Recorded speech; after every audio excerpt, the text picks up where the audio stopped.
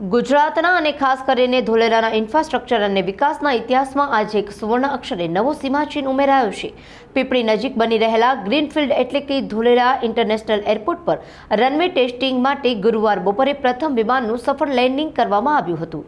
Airport authority of ઇન્ડિયાના VTCNS નામના ખાસ એરક્રાફ્ટ દ્વારા આ ટેસ્ટિંગ હાથ ધરવામાં આવ્યું હતું. આ વિમાને હવામાં 1-2 નહીં પરંતુ પૂરા 5 ચક્કર માર્યા બાદ અત્યંત સુરક્ષિત રીતે રનવે પર લેન્ડિંગ કર્યું હતું, જ્યાં તેનું વોટર કેનન દ્વારા ભવ્ય સ્વાગત પણ કરાયું હતું. જો એરપોર્ટની ક્ષમતાની વાત કરીએ તો પ્રથમ તબક્કામાં અહીં 3200 મીટર એટલે કે અંદાજે 10,500 ફૂટ લાંબો રનવે તૈયાર કરવામાં આવી રહ્યો છે.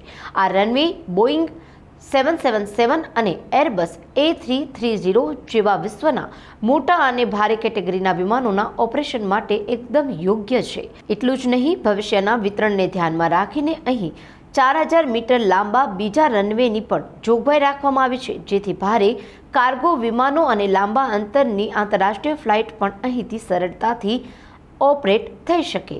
આ ઐતિહાસિક સફળતાની વચ્ચે એવિએશન અને બિઝનેસ જગતમાં એક મોટી ચર્ચાએ પણ જોર પકડ્યું છે.